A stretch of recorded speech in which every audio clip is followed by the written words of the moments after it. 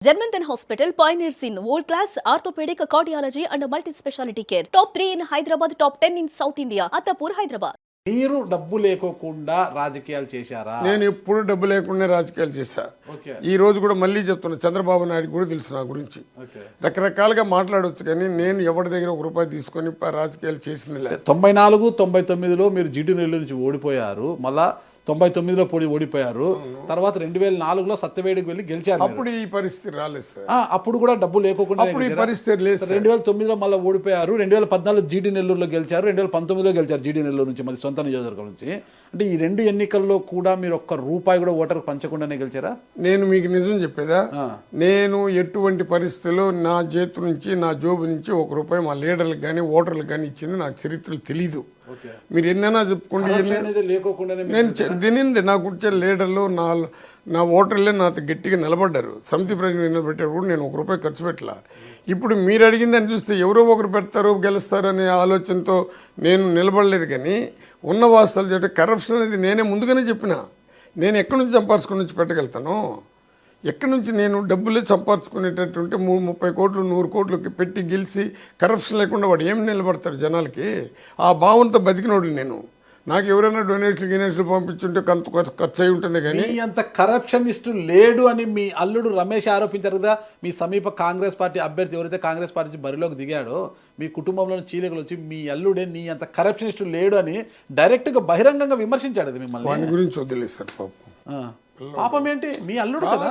వాడి మా అల్లుడే కాదు, ఇంక వద్దులే. ఎందుకంటే మా ఫ్యామిలీ అందరూ ఫ్యామిలీ మాదిరి కాదు నా ఫ్యామిలీ. దానికి వాడికే వాడి విజ్ఞతకు వదిలేస్తున్నాను. పిల్లోడు వాడి గురించి వద్దు దయచేసి. ఎందుకంటే నేను ఇంకా నోరు తెరిస్తే మా కుటుంబంలో నన్ను చూసుకున్నట్టు ఎవరిని చూసుకోవాలా. నన్ను గురించి వాడికి మొత్తం తెలుసు ఆ పిల్లోడికి. ఇప్పుడు మళ్ళీ వాడి గురించి ఎందుకు కలబెట్టేది? వాడేదో ఆశపడినాడు, వచ్చినాడు. ఈ రాజకీయాల్లో నువ్వు ఈ విధంగా చెప్తే నీకు సీట్ ఇస్తాను, వాళ్ళ విధంగా చెప్తే సీట్ ఇస్తానంటారు. నాకు కరప్టెడ్ అంటే నా ప్రజలు చెప్పాలా, నా కార్యకర్తలు చెప్పాలా, నా కాంట్రాక్టులు చెప్పాలా, నా దగ్గర బెనిఫిట్ పొందిన వాళ్ళు చెప్పాలా. ఎవడైనా ఒక్కడైనా కాంట్రాక్టులు నారాయణ స్వామి ₹10 తీసుకున్నాడు, నారాయణ స్వామి 10 ఎకరాలు ఆక్రమించుకున్నాడు, నారాయణ స్వామి ఈ విధంగా దౌర్జన్యం చేశాడు, నారాయణ స్వామి ఎస్సీ ఎస్టీ కేసులు పెట్టినాడు, మమ్మల్ని నాశనం చేసినాడు అని చెప్పమానండి. నేను మీ ఎదురుగునే ఎంట్రీని తాగి చనిపోతా.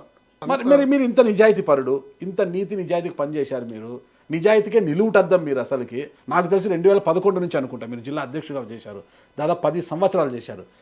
5 సంవత్సరాలు ఉప ముఖ్యమంత్రిగా పనిచేసిన మీరు. అలాంటి మీకు తొలి విడతలో మీ పేరు ప్రకటించలేదు, మీకు టికెట్ లేదు, అయితే చిత్తూరు ఎంపీ ఇస్తాము అనే స్థాయికి వచ్చి ఆఖరికి సావు తప్పి కన్ను లొట్టపోయినట్టుగా మిమ్మల్ని తప్పించి మీ కుమార్తె కృపాలక్ష్మి గారికి టికెట్ ఇచ్చారన్నమాట. అది కూడా 2వ విడతలో అతి కష్టం మీద ఇచ్చారు. ఎందుకు ఆ పరిస్థితి వచ్చింది? మీరు చాలా నిజాయితీ పరుడు. మీకు సంజయ్ గారి గురించి తెలుసు, అంబేద్కర్ గురించి బాగా తెలుసు కదా సార్. తెలుసు. ఆయన రాజ్యాంగం రాసిన అంబేద్కర్ రాజ్యాంగాన్ని తూట్లు పొడుస్తున్నారు సార్. ఎవరు పొడుస్తున్నారు? ఆల్ పొలిటికల్ లీడర్స్ అందరూ తూట్లు పొడుస్తున్నారు. దాంట్లో జగన్మోహన్ రెడ్డి గారు కూడా ఉన్నారా సార్? నేను చెప్పేది పొలిటికల్ లీడర్స్ అంటే చట్టాలు తీసుకుని వచ్చే వాళ్ళందరూ తూట్లు పొడుస్తున్నారు సార్. దీంట్లో జగన్మోహన్ రెడ్డి ఉండడా, నీకు చంద్రబాబు ఉండడా, లేదా ఇంకొక ఉండడా అనేది కాదు నాకు కావాల్సింది. దాని యొక్క ఏమినే నాశనం చేసినారు. కారణం ఏమంటే సంజయ్ గారు మనకు ముఖ్యమంత్రిగా ఉన్నారు, దామోదరం సంజయ్. ఆయన ఎందుకు సార్ మార్చినారు? ఒక దళితుడు ముఖ్యమంత్రిగా ఉన్నాడు, సదవరి, పెద్ద పాండిత్యం కలిగినాడు, నేషనలిజం, ఈవెన్ రోడ్లను కూడా నేషనలిజం చేశాడు. బ్యాంకులు మన ఇందిరాగాంధీ బ్యాంకులు నేషనల్ చేసి జాతీయకరణ చేసి రోడ్లంతా జాతీయకరణ చేస్తే ప్రైవేటు పరంగా ఉండకూడదని చెప్పేసి మాట్లాడినారు. అప్పుడు ఇదే దామోదరం స్వామి గారు ఒక ఎస్సీగా 6 లక్షల మందికి ఇండ్ల స్థలాలు ఇచ్చాడు సార్. 6 లక్షల మందికి, మీరు కాబట్టి వెరిఫై చేయండి. 6 లక్షల మందికి ఇండ్ల స్థలాలు ఇచ్చి ప్రైవేట్ పరంగా కూడా ఏది ఉండకూడదని, ఈవెన్ రోడ్లు కూడా నేషనల్ పరంగానే ఉండాలని చెప్పేసి ఒక ఏం పెట్టుకుని విపరీతంగా చేశాడు. ఎత్తుకుంటే 16,000 18,000 పేదవాడికి మనం హైదరాబాద్ టౌన్లో కూడా ఇండ్లు కట్టించారు సార్. మరి ఆయన పైన ఏ విధంగా అలిగేషన్ తీసుకుని వచ్చారు? నెహ్రూ గారు ఆ రోజు నెహ్రూ గారు ఉండరు కాబట్టి అలిగేషన్ తీసుకుని వస్తే కూడా ఆయన పైన కూడా రకరకాలుగా మాట్లాడితే నెహ్రూ గారి చక్రపాణిని ఇంకొక అతను పంపించి వాళ్ళు ఇల్లు చూడమంటే ఆ ఇంట్లో వాళ్ళమ్మ పొయ్యి పట్టుకుని బ్రతుకుతూ ఉండదని మళ్ళీ నెహ్రూకి చెప్తే మళ్ళీ నెహ్రూ దాన్ని చూసి అవన్నీ బట్టి జాతీయ పార్టీల్లో 1,00,000 ఉంటాయి, జాతీయ నాయకులు, ముఖ్యమంత్రి, అవన్నీ పక్కన పెట్టండి. నారాయణ స్వామి గారు వైఎస్ కుటుంబానికి చాలా ఇష్టలు, చాలా దగ్గరి వారు. 5 సంవత్సరాలు ఉప ముఖ్యమంత్రిగా కొనసాగారు. అందరినీ మంత్రి పదవులు తప్పించి పునర్వ్యవస్థీకరణలో చేసినప్పటికీ మీ మంత్రి పదవి పీకేయకుండా మిమ్మల్ని కొనసాగిస్తూ ఉప ముఖ్యమంత్రిగా 5 సంవత్సరాలు మీరు కొనసాగారు. 10 సంవత్సరాలు వైఎస్ఆర్ కాంగ్రెస్ పార్టీకి చిత్తూరు జిల్లాలో ఊపిరి పోశారు మీరు అధ్యక్షుడిగా ఉంటూ. అలాంటి మీకు చీటీ ఎందుకు చించేశారు 2024 ఎన్నికల్లో? మీరు సచ్చి బతికి అడుక్కుంటే దేహి అంటే లాస్ట్కి 2వ విడతలో మీ కుమార్తె కృపాలక్ష్మికి టికెట్ ఇచ్చారు. ఎందుకు ఇంత అవమానం చెప్పండి? ఇప్పుడే చెప్పాను మీకు.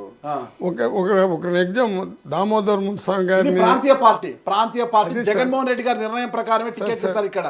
నో అది జగన్మోహన్ రెడ్డి గారి నిర్ణయం 2014లో ఆయన సొంత నిర్ణయాలు తీసుకున్నాడు. చాలా బాగా తీసుకుని వచ్చాడు.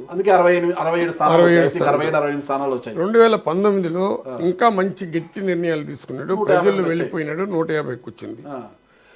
ఇప్పుడు ఈయన ఏం చేశారంటే నా సామాజిక వర్గాన్ని ఎస్సీ ఎస్టీ బీసీ మైనార్టీలని రాజకీయ సమానత్వం తీసుకొని రావాలని చేశాడు. సోషల్ ఇంజనీరింగ్ అన్నారు.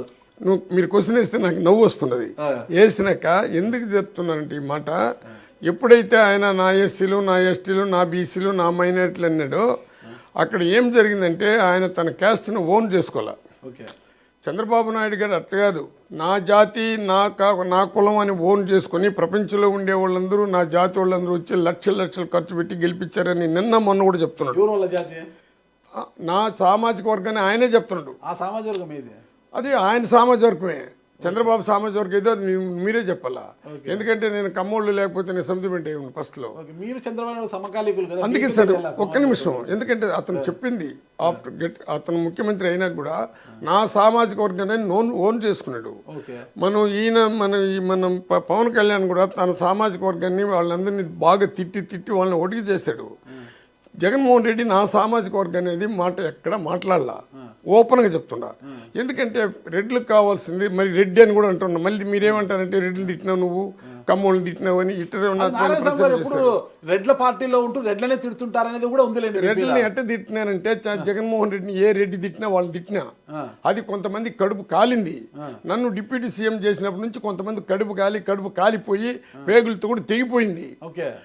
మళ్ళీ జగన్మోహన్ రెడ్డి నన్ను వదలడు, నన్ను మళ్ళీ సీట్ ఇచ్చి మళ్ళీ మంత్రి చేస్తాడేమని భయపడిపోయి కొంతమంది కుట్రలతో నన్ను బలైంది వాస్తవం. జగన్మోహన్ రెడ్డి కుట్ర మాత్రం పనులా. అందుకే నా జీవితం ఎవరు ఆ కుట్రదారులు ఇంక చెప్పాల్సినంత అవసరం కూడా నాకు లే. ఆ కుట్రదారులు ఎవరికి వాళ్ళకే విఘ్నత వదిలేస్తున్నా. నారాయణ స్వామి గారు ఏదైనా ఓపెన్ హార్ట్ అని అంటుంటారు అందరూ కూడా. అది వాళ్ళకు కూడా తెలుసు. ఎందుకు దాపరికంగా సార్ ఇక్కడ సర్వేలను పెట్టారు సార్. సర్వే అని పెట్టారు వాళ్ళు. ఈ సర్వేలో ఏం చేశారంటే, మీరు ఇంతకుముందు కూడా చెప్పాను, నన్ను సస్పెండ్ కూడా చేయని, కేవలం ప్రతి ఒక్కరిని గడప ప్రోగ్రాం పెట్టించినాము. గడప ప్రోగ్రాం అందరూ పోయారు. అక్కడ ఏమి వ్యత్యాసాలు కనబడలేదు, ఏమి లేదు. అందరూ కష్టపడి గడప ప్రోగ్రాం చేశారు. వాళ్ళని ఎందుకు మార్చాల్సి వచ్చిందో ఈ సర్వేలు అని జగన్మోహన్ రెడ్డి ఆయన అతని మనసు వాళ్ళకి ఇవ్వాలంటే కూడా కొంతమంది అదే పన్నెండుగా సర్వే బాగలేదు, ఈ సర్వే బాగలేదు, ఆ సర్వే బాగలేదు అని చెప్పేసి కల్మషం చేసి ఎస్సీ ఎస్టీ బీసీ మైనార్టీలని కొంతమంది ఓసీలను కూడా మార్చడం జరిగింది. ఆ మార్పు వల్ల ఫలితాలు కూడా ఏ విధంగా వచ్చిందో మీకు తెలుసు, ప్రజలకు తెలుసు, అందరికీ తెలుసు. అన్నిటికైనా ప్రజలు ఎందుకు జగన్మోహన్ రెడ్డిని దూరం చేసినారు ప్రతిపక్ష హోదా లేకుండా అని మీరు చెప్తున్నారు కదా సార్. ఒక పేదవాడికి ఆశ అనేది ఒకటి వచ్చింది సార్. జగన్మోహన్ రెడ్డిని ఎవరు కూడా మాకు పని చేయలేదని ఏ క్యాస్ట్ కానీ ఏ పేదవాడు కానీ ఇప్పుడు కూడా జగన్మోహన్ రెడ్డిని మాకు పని చేయలేదని చెప్పినటువంటి కమ్యూనిటీ నాకు కనబడలా. సుమన్ టీవీలో మీ పర్సనల్ అండ్ బిజినెస్ ప్రమోషన్స్ కోసం కింది నెంబర్కి కాంటాక్ట్ చేయండి.